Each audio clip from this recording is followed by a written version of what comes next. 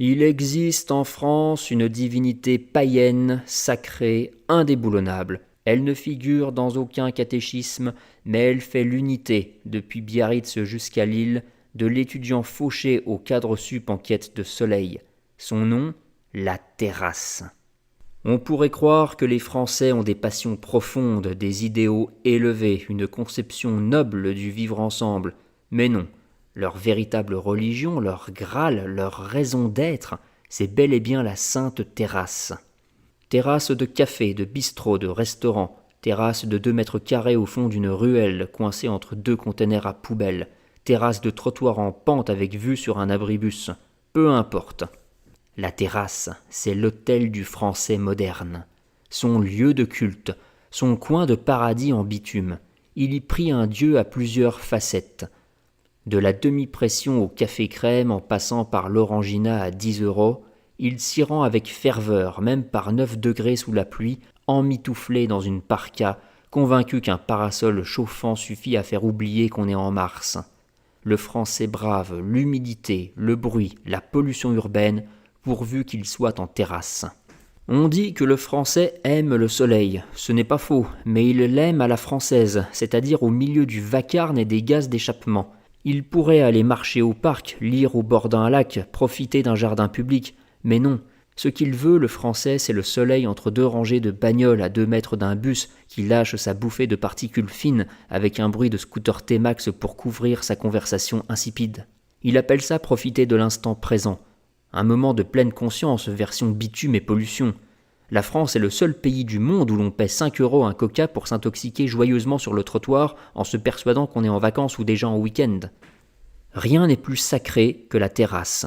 Le Français ne descend pas dans la rue pour défendre ses libertés fondamentales, non. Pendant la grippette 19, il s'est fait injecter des doses de rappel à la chaîne, pas pour sauver mamie, mais pour retrouver le droit sacré de se poser en terrasse avec un demi. Il a affronté les gouttes, les bourrasques, les restrictions, tout ça pour rester digne face à son expresso sous 12 degrés, emmitouflé dans une doudoune, le regard fier.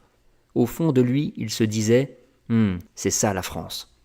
Souvenez-vous du confinement. Ce n'est pas l'interdiction de circuler qui a choqué, ni les libertés piétinées au nom de la sécurité sanitaire. Non, ce qui a fait tiquer le peuple, ce fut l'interdiction d'accéder aux terrasses.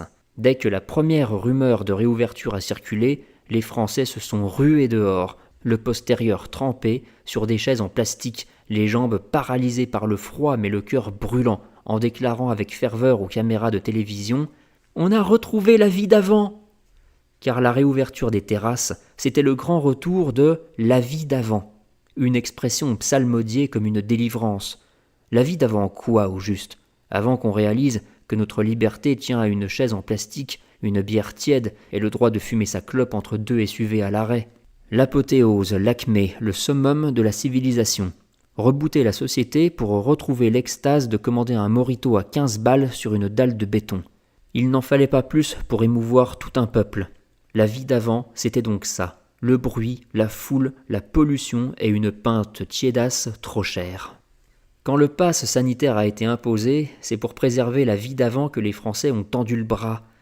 On aurait pu croire qu'ils descendraient dans la rue pour défendre leur liberté, mais non, ils se sont précipités au centre de shoot le plus proche. Non pas pour leur santé, non pas pour la collectivité, mais parce que sans QR code, pas de terrasse.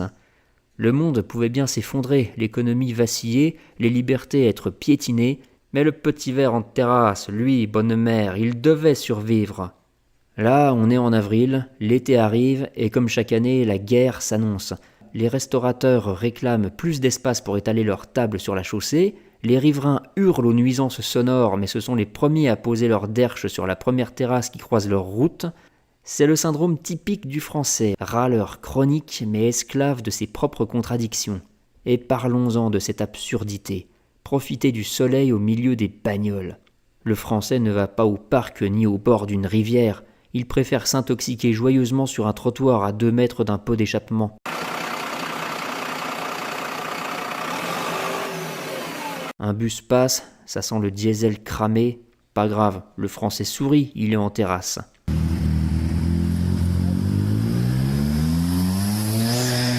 Un scooter klaxonne. Ah, ce n'est pas grave, ça a son charme. Sur son balcon, le citadin se met en mode terrasse de substitution. Il plante 2 géraniums rachitiques, pose une guirlande LED à énergie solaire parce qu'il est écolo, et boit son café dans un transat bancal face à une cour intérieure grisâtre, convaincu que c'est la Dolce Vita. Car la terrasse, c'est une projection sociale.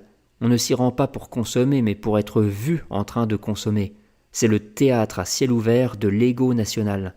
On y exhibe ses lunettes de soleil à 200$, son bronzage et son dernier tatouage de Cassos. On y parle fort et on y rit encore plus fort parce qu'on s'y sent vivant, important. Quand on est en terrasse, on est citoyen de cette grande république où l'on peut refaire le monde avec 2 blagues et une bière. Alors oui, l'économie française s'écroule, l'État vacille, les jeunes diplômés fuient, les prix explosent, mais rien n'ébranlera la terrasse, la sainte terrasse. C'est l'ultime bastion du bonheur franchouillard, le Graal, la ligne Maginot du plaisir de vivre. Le Français peut tout perdre tant qu'il garde son droit inaliénable à un bout de trottoir avec vue sur un feu rouge et des scooters T-Max.